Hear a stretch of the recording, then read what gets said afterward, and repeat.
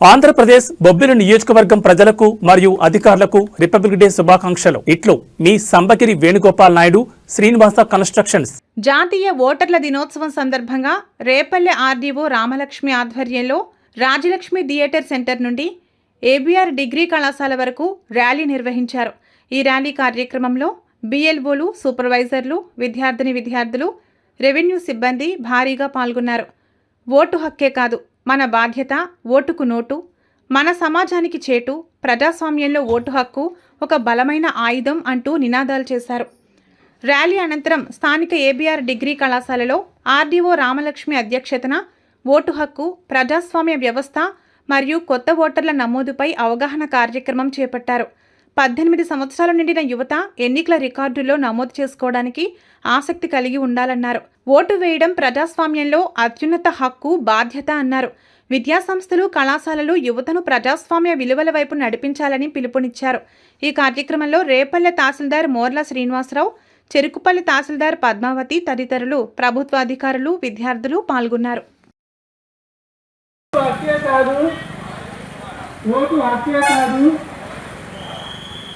ఓటుకు నోటు సమాజానికి చేటు, ఓటుకు నోటు, ఓటుకు నోటు. ఓటు హక్కు మన రాజ్యాంగం మనకు ఇచ్చిన హక్కు. ఓటు హక్కు మనకి చేటు. ఓటు హక్కే కాదు, మన బాధ్యత కూడా. ఓటు హక్కే కాదు, ఓటు హక్కే కాదు. ప్రజాస్వామ్యంలో ఓటు హక్కు ఒక బలమైన ఆయుధం. ప్రజాస్వామ్యంలో ఓటు హక్కు ఒక బలమైన ఆయుధం. ఓటు హక్కే కాదు, మన బాధ్యత కూడా అనే దానికి నాకు మార్గదర్శకురాలు మేడం గారు.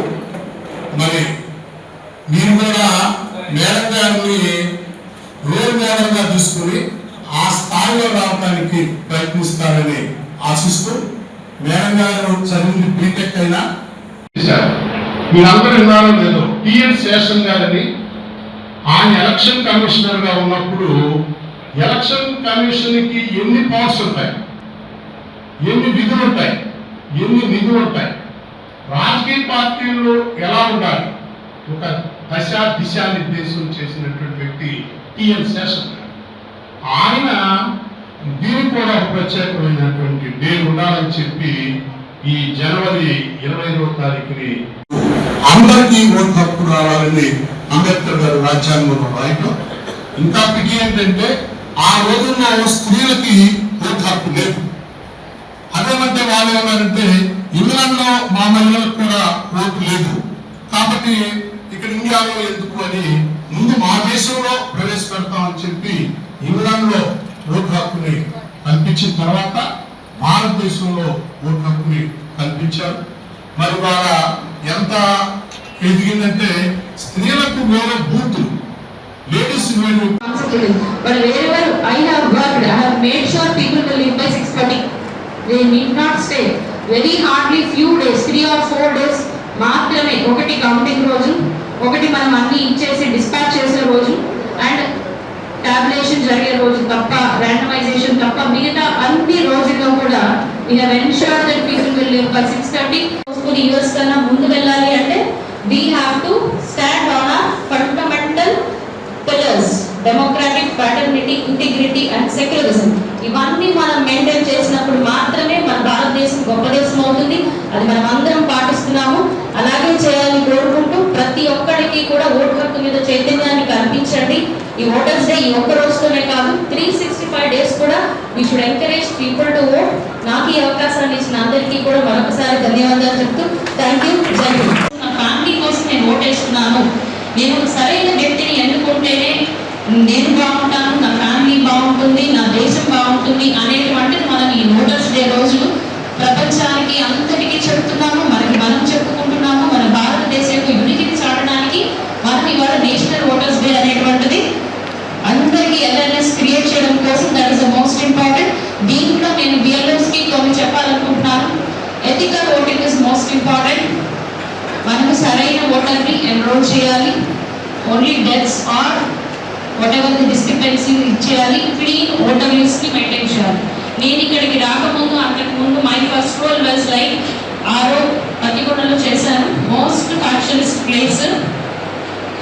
Election end to end from the form నుంచి ఏఎంఎఫ్ నుంచి ఎక్స్ట్రా మినిమం ఫెసిలిటీస్ నుంచి పోలింగ్ బూత్స్ ని విజిట్ చేయడం గురించి దగ్గర నుంచి అబ్జర్వర్ ని హ్యాండిల్ చేయడం గురించి and then the next whatever the steps everything EVMs randomization కానీ టాబులేషన్ కానీ అలాగే సెక్టరల్ ఆఫీసర్స్ ని వేయడం కానీ ట్రైనింగ్స్ కానీ everything I have handled my self. ప్రతి అక్కడికి వచ్చిన ప్రిసైడింగ్ ఆఫీసర్కి కానీ వాళ్ళందరికీ మల్టిపుల్ సెషన్స్ పెట్టి అందరికీ ఎలాగ మీరు పోలింగ్ బూత్ ఎలా కండక్ట్ చేయాలి, ఓటింగ్ రోజు ఏం చేయాలి, ఈవీఎం ఎలా హ్యాండిల్ చేయాలి, అలాగే ఏఈఆర్ఓస్ ఆఫ్ నగరం చెరుకుపల్లి అండ్ మున్సిపల్ కమిషనర్ గారికి,